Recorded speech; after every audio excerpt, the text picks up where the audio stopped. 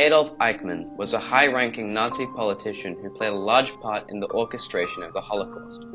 He organized the deportation of over 1.5 million Jews to ghettos and killing centers during the events of the Second World War. In 1950, Eichmann, along with several other Nazi officers, fled to Argentina via Italy to avoid facing justice in the aftermath of the war. He was later found in the 60s and tried on 15 separate counts of the slaughter of the Jewish population.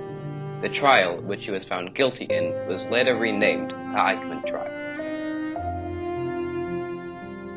1942. Adolf Eichmann had been a high-ranking official in the Nazi regime when the war first started. Thus, he played a key role in the implementation of the Holocaust. In 1942, he relayed a political plan to the public known as the Final Solution, outlining his reasons for the deportation and killing of Jews. So, when the Holocaust first started, he was given the responsibility that he very hardly advocated for. He oversaw the moving of the Jewish population to concentration camps where they would be killed. 1945. When World War II ended in 1945, the once great Nazi Party disbanded. Following the death of Adolf Hitler, the high-ranking officials all went into hiding, fearing the punishment that awaited them should they face justice. Most of the other officials were caught soon after the war ended. Eichmann, however, managed to evade law enforcement for over 17 years. When the war ended, Eichmann was captured by American authorities and held in a detention center. However, he evaded suspicion by using fake IDs, leaving the authorities with no clue as to who he really was. Years later, having successfully escaped the detention center, he fled to Argentina, hoping to live a quiet life with his family away from his past in the Nazi Party. 1961.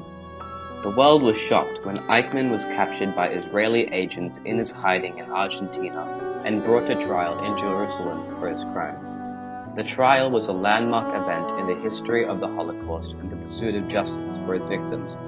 Therefore, it roused a large amount of publicity. It began on April 11, 1961, in a specially built courtroom to commemorate the trial. Eichmann was charged with war crimes, crimes against humanity, and crimes against the Jewish people during the Second World War. The trial was presided over by an Israeli judge named Benjamin Havner, and the prosecution was led by an Attorney General, Gideon Hauser.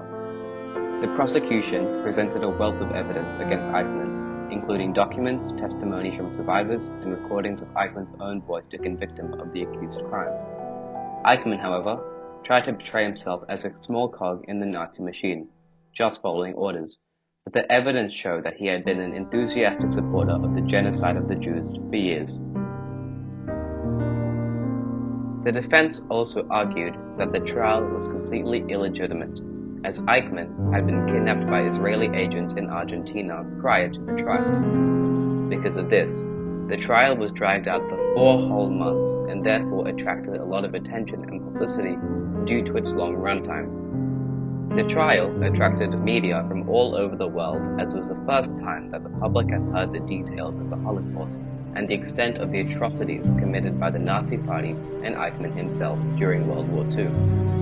Now fully informed of these crimes, the public anxiously awaited the fate of Adolf Eichmann, all hoping for a vengeful verdict that made up for the pain and suffering that they had endured during the Second World War.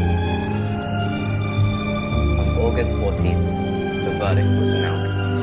Adolf Eichmann was found guilty on all charges and was sentenced to death by hanging.